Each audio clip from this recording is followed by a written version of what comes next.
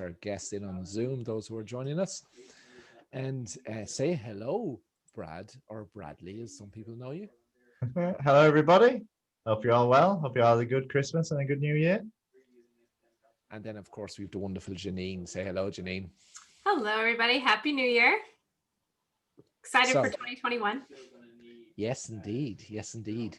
So, over on this side of the pond, Janine, we're all gone into lockdown again, and they're predicting it could be March before we're out. And so challenging times for every business, and Yeah. especially photographers as well, I know you guys over the other side of the pond seem to be motoring on, and I know there's parts right in lockdown or whatever, but overall, I think photographers are operating over there, right? Yeah, overall, I think there's certain areas I've heard from certain folks where there's stricter restrictions, more strict restrictions in certain parts of the country than others. Down here in Florida, we don't have any, so things are moving. So, during the last lockdown, we did a lot of work in the think tank, and we did a lot of educators, and you guys were some of those educators, and the idea was to help people survive, Right. rebuild, and thrive again. So we're at that stage of, survival again.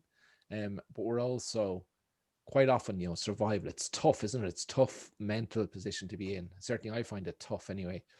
But it's a time also that you've got to stay positive and say, right, we're in the situation. We can only control what we control.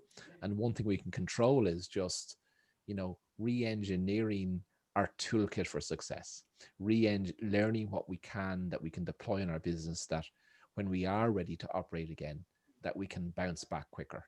Because it's too late waiting until we can operate again to start marketing, right? Yeah. I mean, that's a big mistake a lot of people make, is they wait until they can work again to start marketing instead of working on it when they're closed. And then, Brad, I know you've done this all the time. You're a wonderful floating diary and floating calendar for people on the other side of the pond. Janine laughs us every time you say that. She says, I can't help it. Every time you say diary, I laugh. So, the Queen's English versus US English, I guess. We have great fun at our meetings because we're always slagging each other off about the Queen's English. We do have good fun. So anyway, today's webinar is all around how do you find higher paying clients online and bring them into your business. So we've done this presentation now a couple of times in different locations. If you're back watching again, happy to have you here. But we have a very special offer at the very end of the process, because we've a lot of members in BSA now, and we've recognized that to fast track your success, sometimes we need to do a little bit more hand holding with the mentors, and you're looking at the mentoring team here. And then of course we've Jonathan in the background. You might even be able to hear him in the background. Who is, one of the top affiliate marketeers in the world. And he brings us all the up-to-date stuff that we need to change and tweak, because all the different traffic mountains, whether that's Facebook or Instagram or YouTube, or it doesn't matter, they're all changing all the time. And when they make those changes to their algorithms, sometimes we need to tweak what we do and how we do it. And we'll talk a little bit more about that as we go through the webinar. What used to work when Facebook was pre-teenager, it's now 16 years old. So it's starting to get into young adulthood, if you can call a 16-year-old a young adult. I think they do in parts of the world. Do they call them young adults in your part, Janine? Yeah. Okay. We do too, but we've seen what Brad was like as a young adult, right? With those boudoir photography sessions and all that. So we won't go there too long. But let's start the presentation and we'll get started. Okay, so what we call in BSA marketing is very like panning for gold, right? If any of you guys have panned for gold, you have to go through a process of making sure you've got the right equipment. Because if you end up in the creek with no boots, you're going to get very wet feet and probably a cold and a pneumonia out of it.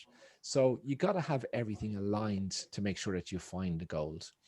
And a lot of marketing is built around that, because we all know no matter how good our marketing is, sometimes we don't find gold, we find pyrite. So we like to use the analogy of panning for client gold.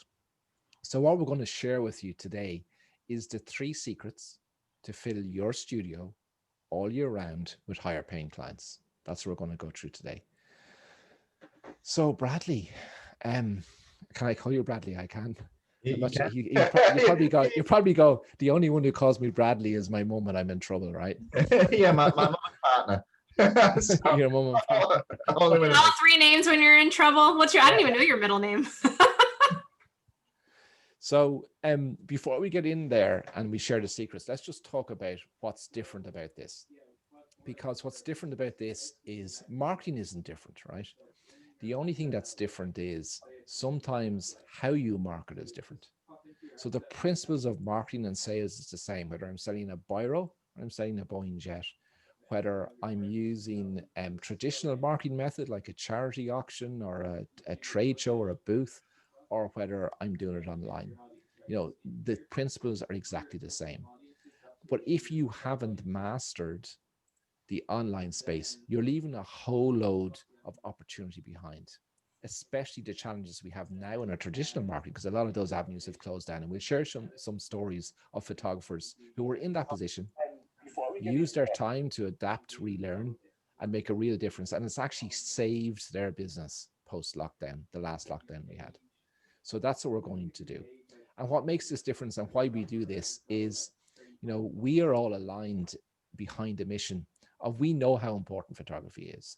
We know the difference that photography makes to society, and so do you. You know, if you do boudoir or glamour or makeover, how often has a woman come back and went, "Oh my gosh, I can't believe that's me." How does that make her feel?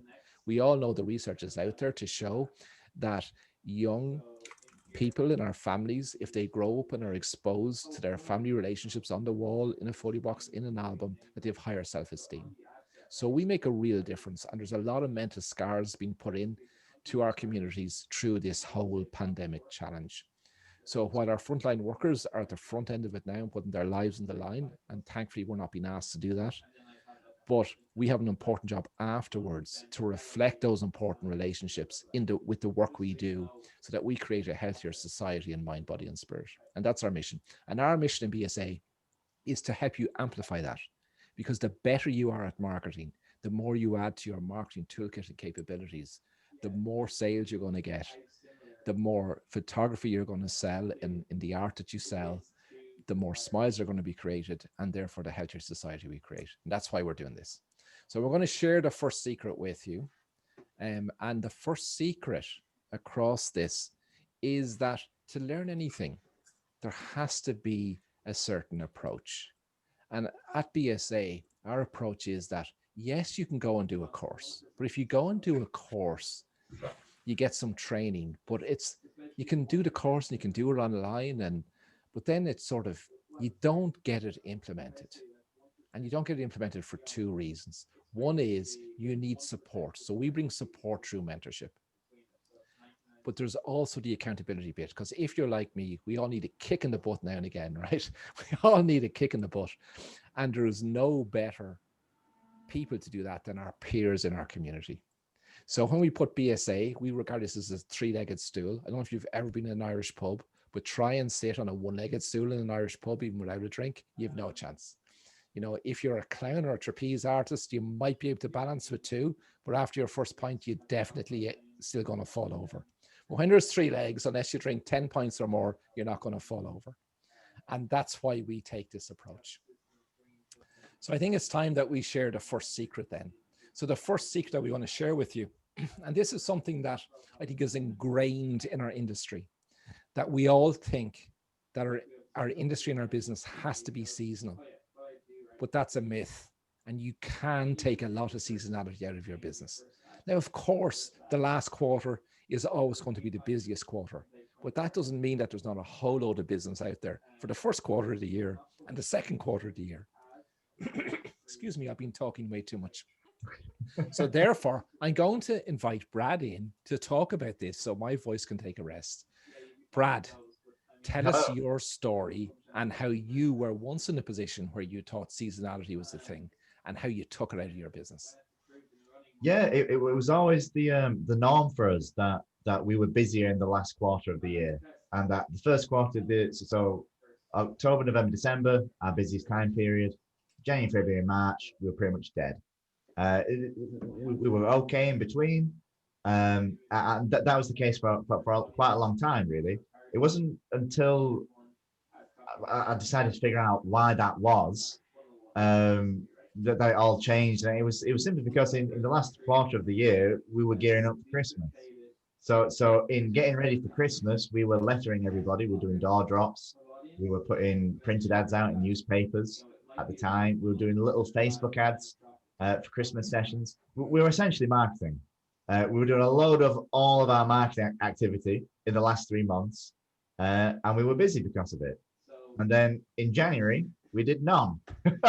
So when we decided to start marketing, not just in the last quarter, but throughout the year, that's when we started getting customers in. It was a really, putting 2 and 2 together that you'd think if you market, you'd get working. And it works. It was just like that thing that's made us now a consistent business. We pretty much have the same bookings, same revenue month in, month out. Obviously, the last quarter is busier just because that kind of natural Christmas rush, and that natural kind of have to spend a bit more money because it's Christmas. But apart from that, we're pretty identical. We have the same revenue week to week because we get the same amount of work in. And Brad, that's important too, the mindset, the whole idea of, because when you were starting out and your studio now specializes in boudoir, you do other stuff as well, Yep. right?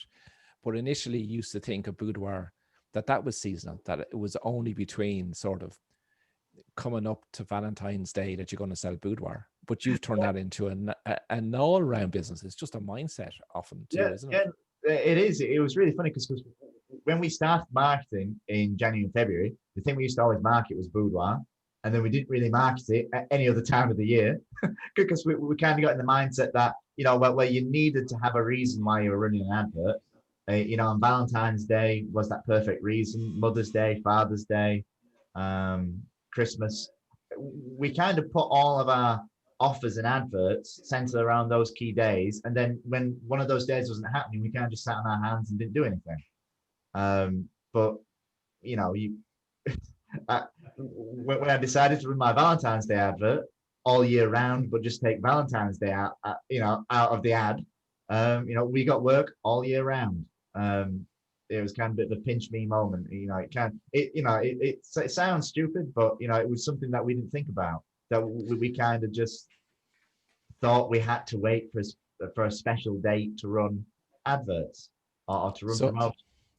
So I know you've told us, and you've told us before, and all of our BSA members know, and you've shown us that seasonality can be a mindset, right? But number 2,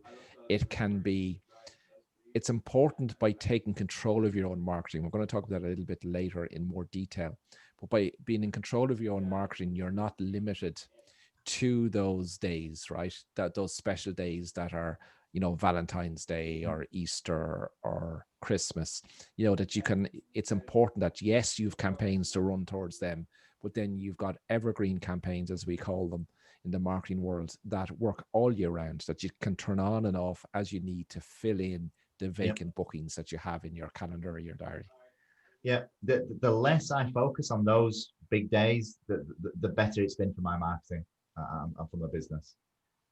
It frees you to be able to run an advert when you need working, and to market to get working instead of, Valentine's Day is only next month. I'll wait to run this ad for then because it will perform better then. No, just run it now and then run it next month and then run it the month after, and keep that momentum going.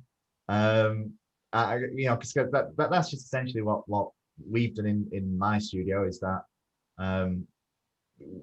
we set off marketing. We kind of just kept that momentum going, thinking, I wonder what would happen if we ran adverts in June. We had a really busy June, July, August. So it's just that constant momentum. And Janine, you found this too, right? That who else does Christmas in July? Yes. So yeah, the same thing kind of happened for me as far as our fourth quarter, pretty much it's maxed out. I can't handle any more business in the fourth quarter. And so what else could I do to spread some of that love for the rest of the year and keep the studio busy? And so, we came out with ideas of different things we can run throughout the year. We do it a little bit differently than Brad, simply because we're children's based studio. And so I ended up devising different themes that we could run, but they're not all tied to a holiday, which was great, right? So being able to come up with a theme and design a marketing campaign around it whenever the heck I wanted has been revolutionary for our studio. So what you're saying is, the first secret, what you guys are saying is, one, it's a mindset issue. Get out of the mindset to take seasonality out of your business, because if you're in the mindset that it is seasonal, it'll stay seasonal. Two, you're saying to us that it works across all genres. And three, you got to take control of your own marketing to be able to have a full studio all year round. You can't be relying on other people for all of your business. Right? I think it's time to share secret number 2. Secret number 2. I can't wait. Oh, this is a controversial one. So higher paying clients can be found on Facebook. Even just today, we've had a plethora of people sending us messages saying, you guys are talking a whole load of bull and we won't finish it. That there's no way higher paying clients can be found on Facebook. And even when you show us the stats that prove that they are, my clients don't earn that sort of money. So I think we should talk to this, guys, right? So because I think it's an important misconception by people that they think their clients aren't on Facebook, because everyone nearly is on Facebook. Janine, just share with us Michael's story, because, even Michael, when he started, he's now called Speedy Gonzalez, right? Because he's one of the BSA members who just gets stuff done. He just gets it done, and that's why he gets results. Because some people just watch and listen and don't do anything, and that's fine too, if you're working to a certain pace. But the quicker you get started with any of this stuff, the quicker you get it done, the quicker you learn, the quicker you fail, the quicker you adjust, the quicker you run again and get success.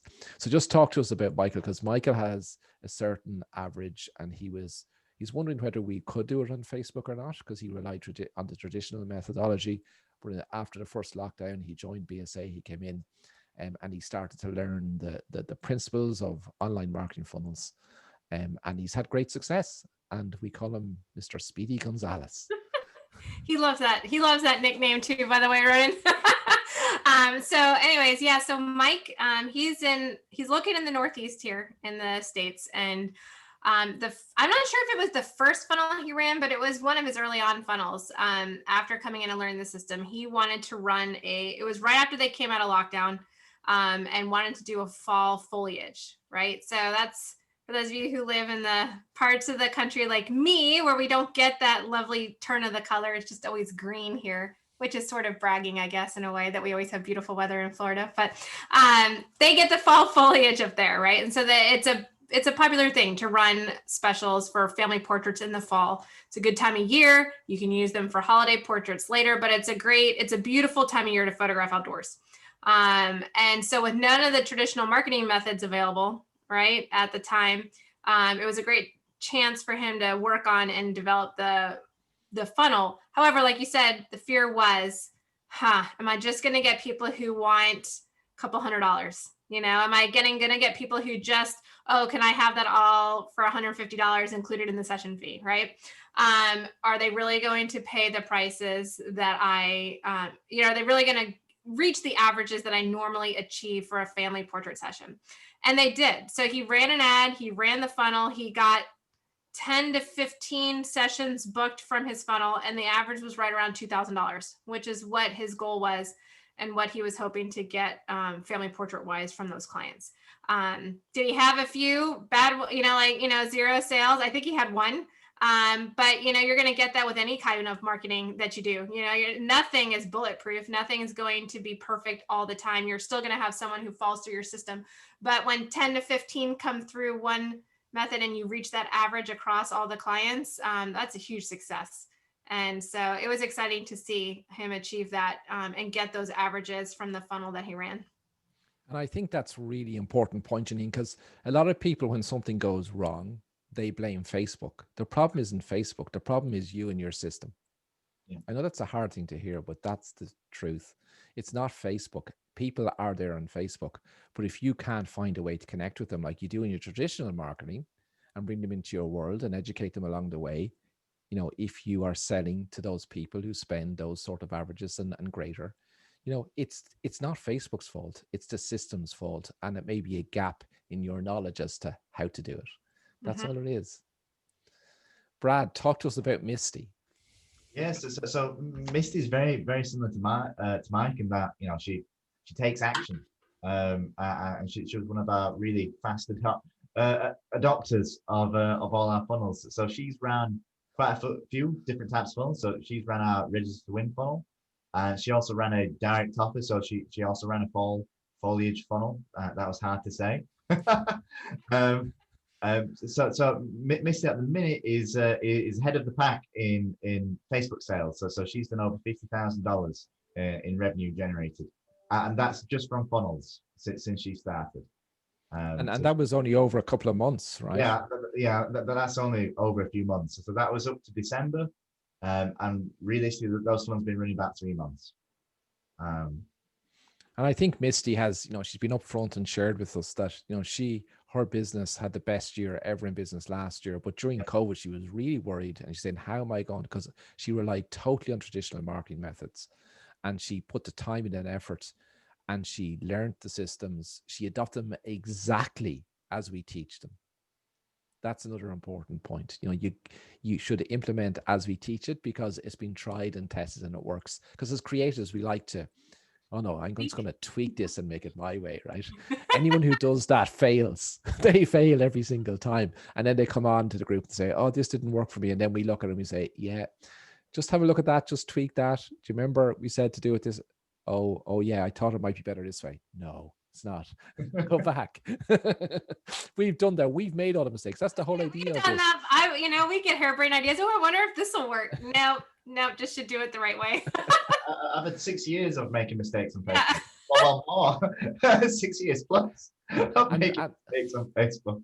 And that's where the support piece comes in. Yeah, we've made all these mistakes. So, you can learn from us so that you don't make the same mistakes. Because Zuck has enough t-shirts. He's enough money. Seriously, the last thing you want to do is give him money for free to buy another t-shirt. And we'll talk about that a little bit later, as to how Facebook actually encourage you to do that sometimes, which you shouldn't do. But let's go back to secret number 3. So secret number 3 is to create a successful business, you must take control of your marketing. Really, Brad? I have to take control of my own marketing. Yes. Tell us about the days that you didn't take control of your own marketing. Talk to us about Groupon. Yeah. So back when I first started out in the business, we were fully riding the Groupon high. At the time. So it was 2013, 2014. Groupon was like the big thing. Everybody was on Groupon. It was at the time where photographers could be featured. So when we were featured, we'd sell hundreds of vouchers on Groupon. It effectively meant that it was lazy marketing. We had to do nothing. We had to phone our Groupon rep and say, hi, can we please be featured? And they'd say yes or no. If they said yes, we'd have a really good 3 months. If they said no, well, it'd just be okay. We'd have to market some other way. So you were a line on Groupon. They actually controlled the agenda, not you. Yeah, exactly. At the time, Groupon sessions were pulling in like pretty much overnight. Well, not overnight. Over the space of like a year, that they became like 80% of our entire marketing. They really came out of like after 2010, 11, after the financial crash. It was quite hard running the business. Groupon came along, kind of kickstarted us again, shooting quite high volume, and then they became like our biggest marketing source. So Groupon really controlled your business's destiny. That's what it did, yeah, because you weren't in control of your marketing. They were in control of it. You had to do as they said when they said. If you saw a gap in your calendar or your diary, Janine, you just couldn't take action to fill it yourself, which you can when you've got online marketing. Now, we're not saying that you don't do all the other marketing. That's not what we're saying. The marketing mix is very applicable. But what we're saying is you're missing an important tool in your marketing toolbox repertoire if you don't know this stuff and you don't apply it. Janine, talk to us about trade fairs and trade shows and stuff. Yeah, so it's another, well, it's interesting. It's a traditional method. I think a lot of photographers are used to doing trade shows, whether it be a bridal expo, pregnancy expos, local county fairs, wherever you can set up at an event a booth and work it for a day, right? You might have some kind of drawing giveaway that people sign up for, but you are at the mercy of the event dates, right? So for us, this really became an issue with our babies, right? Because we would wait for the one pregnancy expo in town every year.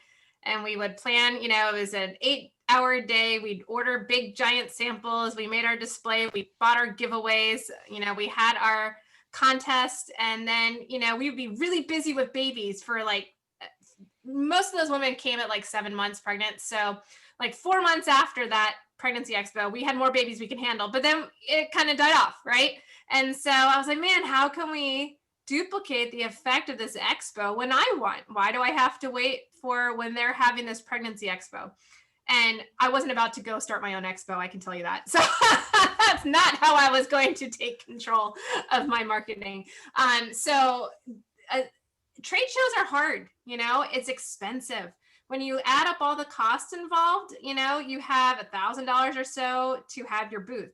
You have to buy your big giant samples or artboard samples. Even if you do it inexpensively, the print, you know what I mean? You have to have, enough samples to fill a 10 by 10 booth, album samples, frames, and then giveaways that you need to get for people to give. And then you have to pay your team to be there or yourself to stand there for 8 to 10 hours. It's grueling. So trade shows and expos, while they're valid, it's an expensive way to market.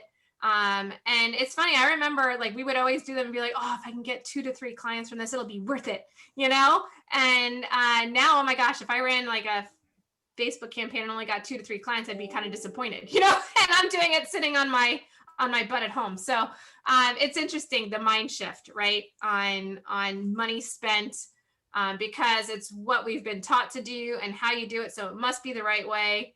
And then when you compare the apples to the oranges, the money spent, the time spent, how the difference between doing it that way versus being able to run things online with your marketing.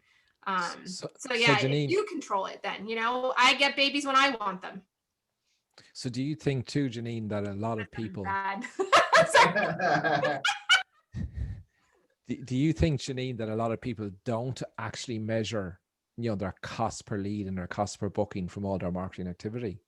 I think people do. I think just from the photographers I've talked to, when I ask them, it's interesting. I remember the first time I really started thinking about it was when I don't know how many of you guys watched Shark Tank, but it's always one of the first questions that gets asked on Shark Tank. What's your cost of acquisition, right? And I remember watching early on in the days, and I remember turning to my husband and being like, I don't even know if I know that number. God, I better not go on Shark Tank. They're going to rip me to shreds. And then I realized I just don't think a lot of photographers know that number. How much does it cost to acquire a client? And then even, if you're doing auctions, how much do you spend to have a display, to pay somebody to go put up the display at the auction? How much money are you giving away to get the client to come in the door from the auction? So all of our traditional marketing methods have a cost to acquire a client. And it's hard to capture what that actual number is and what's working, but it's an important number to know. You need to know how much money you're willing to spend in order to get a client in the door. Yeah. And then Brad, the other side of that is that, a lot of people believe that old adage or that old saying, 50% of marketing works. I just can't figure out which 50%.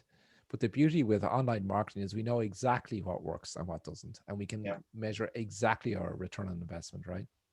Yeah, no, it's a great quote, and it was so true for the early days of our business, especially when we were doing door to door. We knew what worked, but we didn't really know down to the nitty gritty of what areas work best. You could kind of get a feel for it, but to actually know the true data, it was really hard. Whereas with Facebook, you know exactly what works and what doesn't. And in the early days for me, it was very much a case of 50% of my ads worked and 50% of them didn't. but I could clearly see what worked and what didn't work. So I just did more of the stuff that worked. It gets to the point now where 90+% of all the adverts I run get the results I want them to get. And then obviously I've got that 10% there of me trying crazy things, having a crazy idea at 2 a.m. that keeps me awake all night. But that's So I think, go on, Ron. sorry, I thought you were finished. I thought you were gone. You're back. Keep going. No, I'm just going to say, but that's a whole part of being a marketeer, really, and that's kind of the mindset you have to get into. That it's not silver bullet. It's not going to work. It may work first time. It worked not kind of okay for me in the early days running Facebook ads, but it's about that constant test. Test and tweak, test tweak. That you get to the point where it is consistent, and you can get consistent results. And then a lot of people sort of, sometimes we don't understand the different marketing methodologies that we deploy and how they work and why they work. So I think it's time that we talk about why we believe that this is an undermined opportunity by a lot of our industry. And we go back to this that we talked about before at the beginning, this pan for client goal principle. And this aligns with the 50% of marketing that works and the 50% of marketing that doesn't work, right? But the beauty about this is that we've talked about, no matter how good your marketing is, that sometimes you do get pyrite, and pyrite is fool's gold. So you remember those old Western movies, and you used to see the fellas panning for gold, and they'd find it and they'd put their tooth through it to check, because gold is softer than pyrite. So pyrite looks like gold, but it's not as soft. And it also doesn't shine in every single light. Yeah, they were the two tests that they used to use. So why this is a new opportunity, we looked at this and we went, because we always question things. Why does this work? What's the reason why this works? And it's really quite simple. It's one about where your competition is panning for their client gold. And it's also about then where your client is in their buying process. So I'm going to ask you a question. The question is this: do many of the inquiries you get start with the question, and what do you charge for? Now, when I talk to photographers, they tell me all the time that that's nearly the leading question. In fact, there's so many educators who teach us all those deflection methods to deflect people away from price, to get back into the emotional state and talk about them. But the reason why those inquiries come is that a lot of photographers' marketing is focused on when your client is gone beyond the awareness stage. What do we mean by that? It means that they're already aware that they would need a photographer for something, whether that's a newborn shoot or a family shoot or a boudoir, doesn't matter. So where do they go? The yellow pages, right? No. They go to Google and they put in newborn photographer in Tallahassee. And guess what happens? Full listings, organic listings of the photographers who've done all their blogging and all their SEO come up, and the photographers who are paying Google to show us an advert come up, right? But those clients are gone through a stage of building their knowledge, because they go to your website and they learn about it and they try and understand what the process is, and they get an idea maybe of what the charges are. They go onto the forums, they do all their research, and then they revisit their list and they shorten it down, and they're now at the consideration stage. So they're basically shortlisting the 3 or 4 photography businesses that are going to reach out for and see which of them answer their phone and which of them actually reply. And the ones that do are probably the ones who will get that business. But every single photographer that we meet is spending 95% of their time and effort chasing people where that pyrite question will be asked: what do you charge for? And this is where playing in the field that we teach is different. It's different because 95% of photographers aren't mastering it. Why? Because 1, it's not easy. And 2, you have to learn the methodology and you have to put some time in. And it takes effort And a lot of people just don't do it. They just don't get on with it. But the beauty about learning this system, as Brad came up with the famous saying of blissfully unaware, is that when they're on their phone and they're scrolling their Facebook and they're catching up on family and friends and they see your advert, you are bringing them into your world before they even realize they need you. Now, do you see how different that is than someone being aware that they need something and searching on Google, building up their knowledge, and therefore they believe the only question they've left to ask is, and what do you charge for? And that's why we spend our lives learning deflection strategies to turn that question away and get them talking about the important relationships that they have, why they want to do a shoot, to get them into that emotional state so we can clarify their needs and sell them. So Brad, with his boudoir, makes women who are not aware the importance of boudoir and the difference it can make. So he brings them into his world here, into his funnels, where he nurtures them along, builds their knowledge, educates them, books them, gets them in without they considering any other boudoir photographer. And Janine does the same with her business. And that's the real power of this marketing. And it's a field that other people are not playing on yet. They will be in time, as it becomes more adopted into their industry. But the people, just like the men and women who panned for gold back in the old West, the early adopters, the innovators, the people who got started first, they're the ones who made the real money. They're the ones who make the real money. And if you look back at anything, it's those first movers that get first mover advantage, who learn this stuff, apply it, who make most money, just like Brad did when Groupon came out first. And that's why it works. And that's why it's different. So let's just talk. We've already talked about the blissfully unaware. So all of our systems, I'm going to talk a little bit about the systems now, are built around this principle of bringing clients into your world using different methodologies that you can deploy at any time to make sure that you fill your studio all year round with higher paying clients. And we have more than just one system. In fact, I was asked about this today, Ronan. There's whole lot of funnels out there, and there are competition funnels. Not sure competition fits with my brand. We don't believe that a lot of the way competition funnels are built actually work. But there's elements of that desire in every human to win, right? That's why the lottery exists. That's why gambling exists. We all have that desire, and we get that, if we win something, it makes us feel really, really good. But a lot of competition funnels are built around a principle where you've only one winner. So all of your marketing effort is built around a competition that it's a certain time. There's only one winner. And yes, you can have your runner-ups, but the runner-ups don't feel quite as excited because they're not the real winner. They're just runner-ups, and no one wants to be a runner-up. No one wants to be number two. Who's the number two person? Who's the golfer who's won the most, come second most often than either golfer? Does anyone know who they are? Very few. So the same with the register to win. The psychology is everyone wants to register to win. And the beauty about our register to win, I'm going to bring Brad in on it now because he is the genius behind this funnel. So the reason why Brad's register to win funnel wins is that everyone you want to be a winner is a winner. So Brad, talk to us about the Pan for Client Gold register to win funnel and how it works, just briefly. Yeah.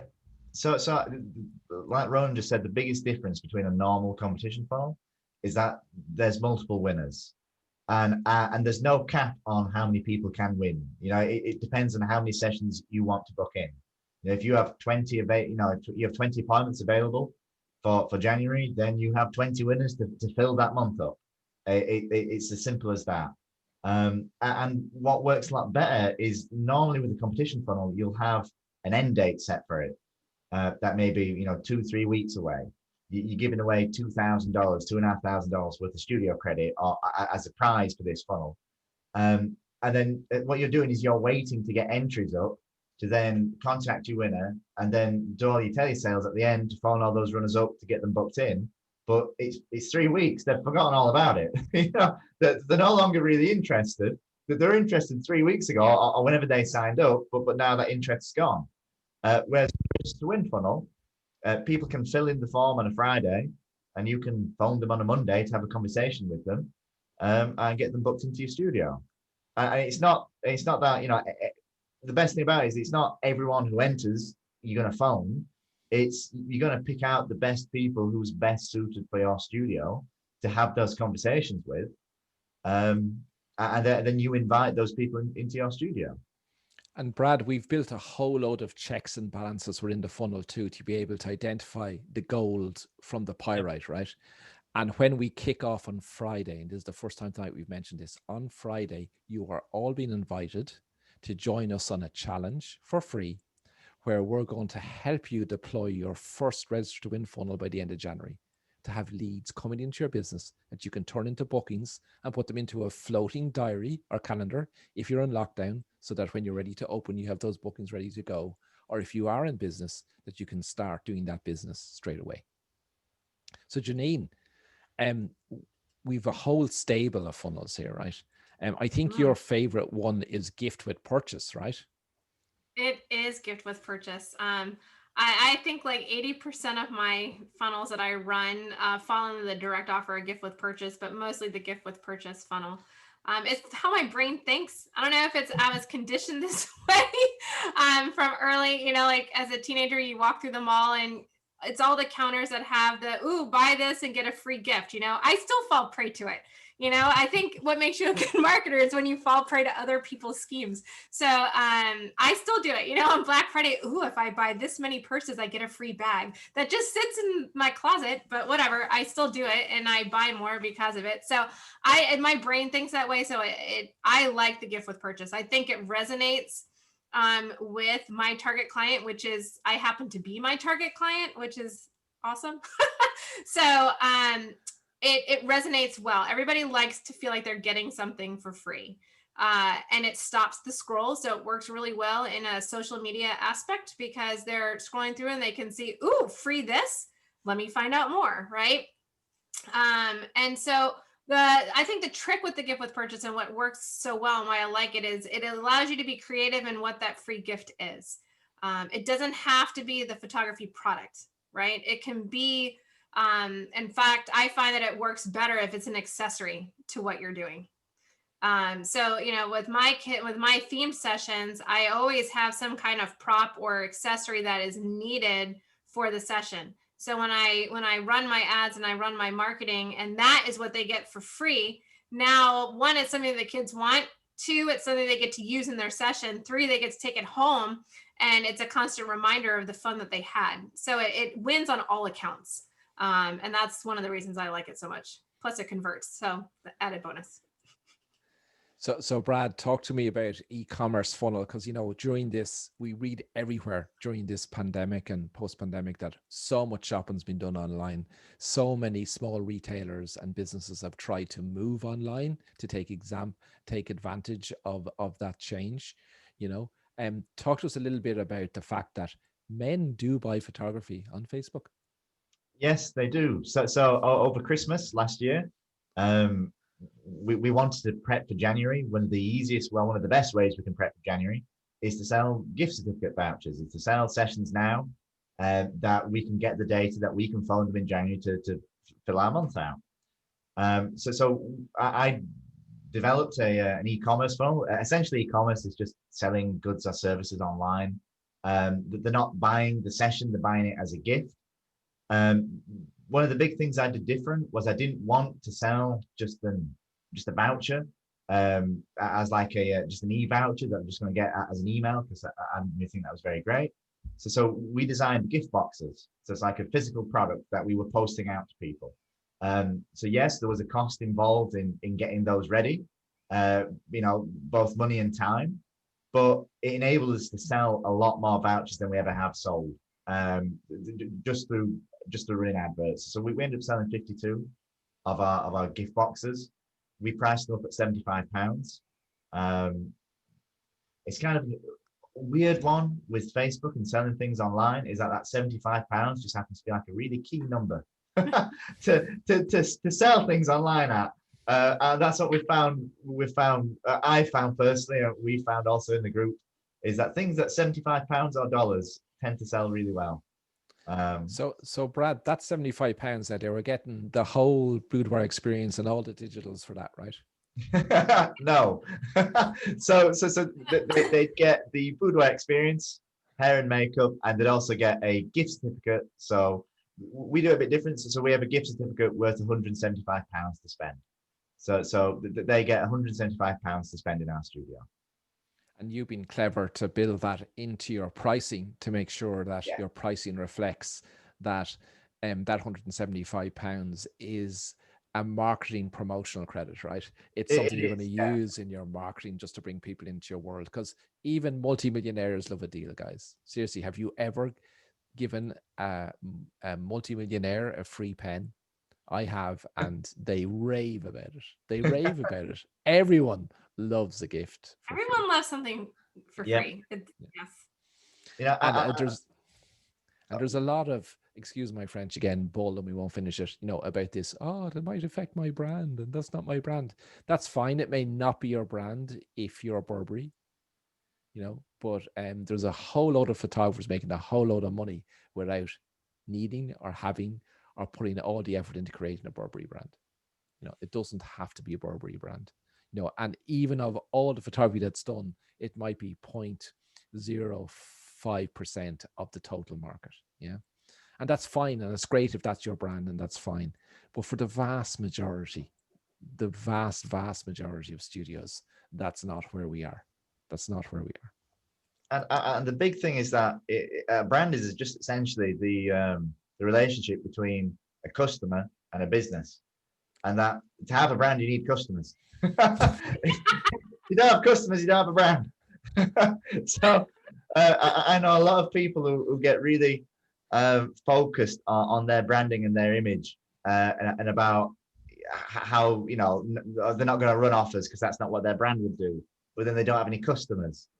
So then you don't have a brand. So then you get stuck in this circle. So don't be afraid to advertise and to market, because every business does.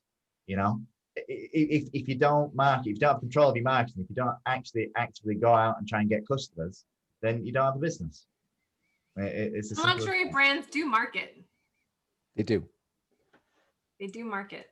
They do market, and they market hard, but they just might market in a Burberry might market in a slightly different way. They may not have a Christmas sale, right? Yeah. But so many top end brands do have a Christmas sale. Just look at the offers you saw in the last holiday season, and look at the quality brands who had offers. Because this stuff works, guys. Yeah. We're not reinventing the wheel here. This just works. It's a big thing.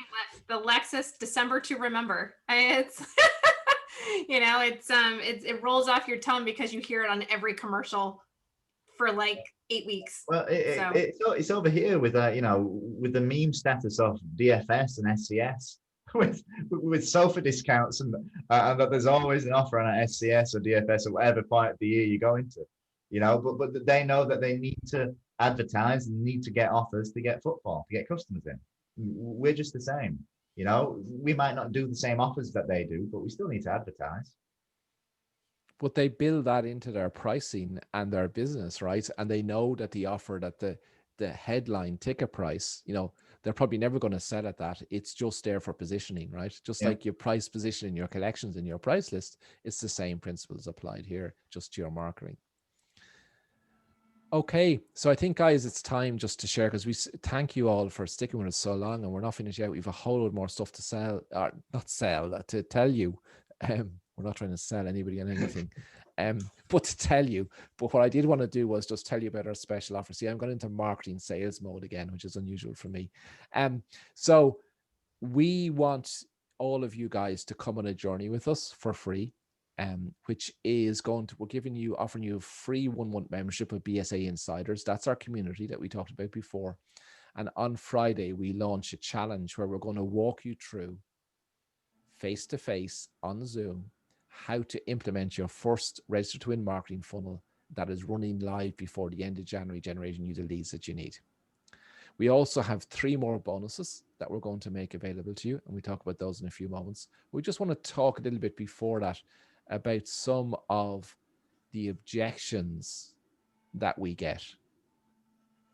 But can I ask you a question before we talk about those?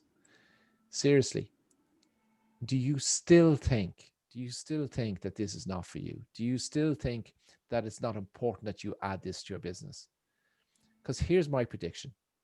My prediction is that unless you have built your business into be in a market positioning like Burberry, that you're established for many, many, many, many, many years, and you don't have many, many, many, many years left for your business, that you won't survive in business unless you master this. That's my prediction. And that's not to frighten anybody, but that's a fact. Many, many businesses, and Brad just talked about them, they're retailers who didn't move online, have failed during this pandemic. They failed. They're going bust left, right, and center. And the businesses who either went fully online or had a blended retail presence of online and on the high street, they're the businesses that have survived. So please, please, please, please spend a little bit of time with us. We're only asking for 1 hour a day for 14 days to show you how this works. So do consider. Brad's going to share the link to sign up for it. But before we do that, Brad, you know, we hear this all the time, right? There's a lot of people on Facebook and they say, sure, it doesn't work. I do what Facebook tell me to do. I boost posts all the time and I never get anything. I just send more money to Zuck's bank account. Yeah. But Facebook really love hammering you to say, hey, why don't you boost this post to reach more people, to reach more of your followers? Don't do it. Just don't do it. It's a great way to give Facebook money and not get anything from it. But the issue is, because I hear from photographers all the time, is that, you know, they did that, you know, years ago, and it worked really well. And that's true, because when I was advertising on Facebook in 2014, that's what we did. We boosted posts. We ran post engagements. We didn't send them to landing pages. We didn't have offers. You know, we had organic reach. So like Facebook then and Facebook now are two completely different things. And Brad, that makes perfect sense, because, you know, if you take it in 2014, Facebook was 10, right? Yep. So you think back, just look at yourself in the mirror now, guys, or in your webcam or whatever, and look at yourself and say, look at yourself today and remember yourself when you were 10. Completely different, right? So just as we evolve and grow, so does Facebook and so do these platforms. So over time, as Facebook monetized their platform, they change things all the time based around their objective. And it's important to understand the objective of the platforms that you operate on too, to understand, you know, what they're looking to achieve. So you can use the platform and mold that platform then to deliver you what you need with your marketing. So that's a really important thing to consider too. Okay, so it's time to share bonus number 1 with you. So we've already talked that we're giving you 1 month free membership BSA Insiders, so you can come along on the challenge with us. But we're also giving you access to our BSA business community, which is also worth $49 a month. And more importantly, we're giving you access to our new Know Your Numbers Business Success Calculator. Now, it says priceless there. They're not my words. They're the words of people who've seen this calculator. Janine, talk to us about this calculator that we've created that helps a photographer to not only work out their business metrics based on what they want to earn from their business, but also calculates out for them what you need to spend per booking based on your marketing budget to get a bum on seat into your studio, and then how that aligns to creating a price list that would deliver your business metrics. I don't know if there actually is any word drawn in, because this calculator, it kicks ass. I don't really know how to describe it other than that. It's as an engineer who loves spreadsheets, I was amazed by what you were able to put together. It takes everything from like your profit first, like understanding, getting in the numbers of how much money you want to make, and then pumping in your cost of goods, and then spitting out what you can spend on marketing, what your client acquisition should be, what you should charge for. My hands look really weird in this, sorry. I talk with my hands and it's weird. what it should be in the end, with what you should charge, what your package ideas could be, and it's all in one spreadsheet. It's just amazing. It's an amazing tool. I still, not that I doubt your abilities, Ronan, but I'm still amazed that you put this together. It's phenomenal. It's an incredible tool that people really need to take advantage of. And I think it'll help them bring their business into more of a black and white and less of a gray. Brad, will you share the link too in the chat? So guys, if you do want to sign up, we're not finished yet, but if you do want to sign up, if you have to go, we don't want you to miss out. So in the chat, Brad's going to share a link that you can click on now, or you can wait till the very end and click on it to sign up with us on this 1 month free challenge that we're starting on Friday. Okay. So let's just share the screen again. So here's something we hear all the time. We hear, oh, I can't get started now, or it's just too technical to get my head around online marketing funnels. It's too difficult. Why do I need to learn it? How can I learn it? Why should I learn it? I'll do nothing. Brad, talk to us about the mindset of doing nothing. Yeah, so this is an issue that we had in our own studio, is that, the biggest thing you can do is to start. Done is far better than perfect. I found that out running Facebook ads, just terrible Facebook ads many years ago, that I'm thankful that I ran now, and that my biggest regret is that I didn't do more of it. That's what, realistically your biggest regret will be, is that you didn't start running adverts, you didn't start marketing your business earlier than you did. In regards to technical piece then, Brad, like you've done all this, we've Jonathan in the background, Janine's done it all this. So we're there to help you. We're there to guide you through the process. And, we're doing this challenge, and here it is. We're doing this challenge. It's starting Friday at 11 a.m. Eastern, 4 p.m. GMT. It's free for you. All you have to do is click on the link that Brad has shared and sign up. That's all you have to do. And at the end of the 30 days, before the 30 days are up, if you don't want to stay in the community, that's fine. That's your choice. We're not going to force anybody to do anything we never do. But very few people leave. Those who leave just can't get their head around it. And that's why we've actually introduced this challenge, because this is new. So this, for the first time, our members, despite our members having massive success, this is the first time we've actually ran this challenge, where every single day for 14 days, except the weekends, because we all need our time off for recovery, we are going live with you for an hour with this team to guide you through this process so you can get this done. And then if you do it and you follow the guidelines and you implement it and it doesn't work for you, then fine if you think that it didn't work for you because of what we've taught you. But it's cost you nothing except some time and investment. That's all it's going to cost you. So please join us. These two guys here that are with me, they're geniuses in this area. They run really successful photography businesses. And even if the funnels don't work for you, for whatever reason, you will learn so much about business from them. I promise you that.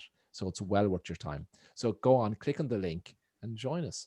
But Janine, we're back to the higher paying clients are not on Facebook. People think the high paying clients are not on Facebook. Talk to us about that. What do you think? I think that's crazy talk, because they are, we're social creatures, right? All of us.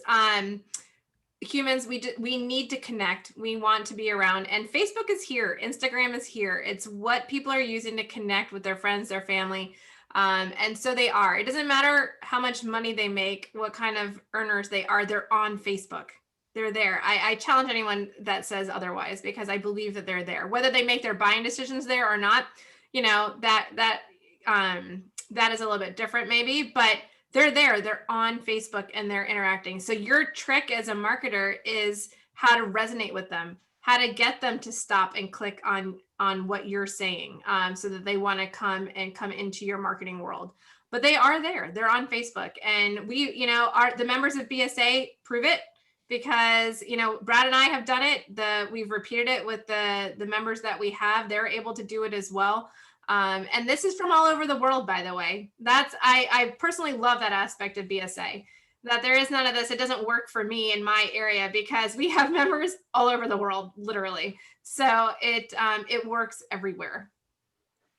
And you know, the stats and figures show this, that you know, in the US they regard a high earner as someone earning over $75,000. Now that doesn't mean that that's the, some people say to us, but sure, none of my clients only earn $75,000. This is $75,000 plus. Yeah. So, and you'll see here by these demographics that of the users, over 80% of people who earn over $75,000 in the US, yeah, are on Facebook. So they are there. Not only that, but if they're an airline pilot, a captain on AA Airways, as Janine was talking earlier today, you can be damn sure they're on Facebook, and you can be damn sure that their partner is on it too. So it doesn't matter. They are here. You just need to learn the skills to find those clients, and we can help you with that. And the same applies to the UK.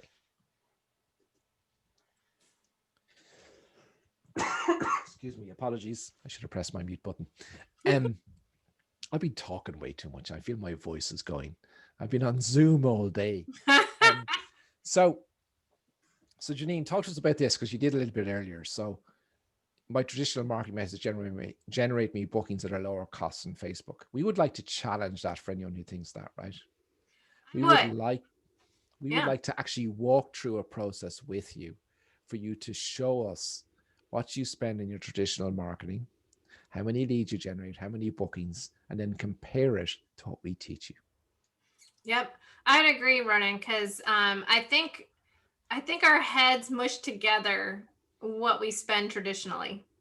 You know, whatever that might be, whether it be direct mail and the cost to design the piece, the cost to print the piece, the cost to mail the piece, and the lead time to get that all done, by the way, I'll add, the cost to attend a trade show, all the samples you print, all the, you know, everything that goes into it, the payroll that you have to pay to attend, auctions that we do, galleries that we set up, you know, there, all of these costs that are involved in the traditional methods. And then you break it down, how many leads you get, how many bookings you get versus the cost that, and that's the great thing about your calculator too, by the way, Ronan, is that you all of those costs are in there, and you can fluctuate your repeating costs, right? You know, your cost of your website, cost of your landing page software, cost of your CRM, all these things that are recurring monthly costs versus the Facebook ad spend or Instagram, things like that.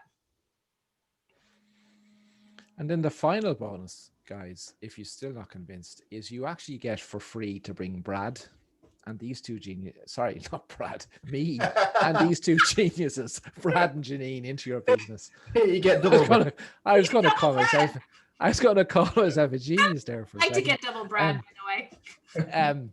Yeah, you get double Brad, Janine, and I into your business during the challenge for free. So, like, if that's all we can do for you guys, it's up to you to choose. Click on the link if you are. Have we any questions, guys, to ask? I think I see a question there. Are we doing live or are recordings available to us? So once you're a member of the group, all the meetings we run are recorded and are available after the event. So you don't have to worry about that. If you can't catch up on the day at the time, you can catch up at your leisure, at your time. But it is a fast track program. Yeah. Very few fast. People manage to get their first funnel up and running in less than 14 days. And we're going to help you do that. Okay, so I think, guys, that's it for tonight, other than to thank you all for joining us. Thank you, Brad and Janine, for sharing your knowledge and your expertise. And we hope to see you all in BSA Insiders. So bye for now. Stay safe, stay healthy, and we'll see you all soon. All right. Bye, everybody. Yes,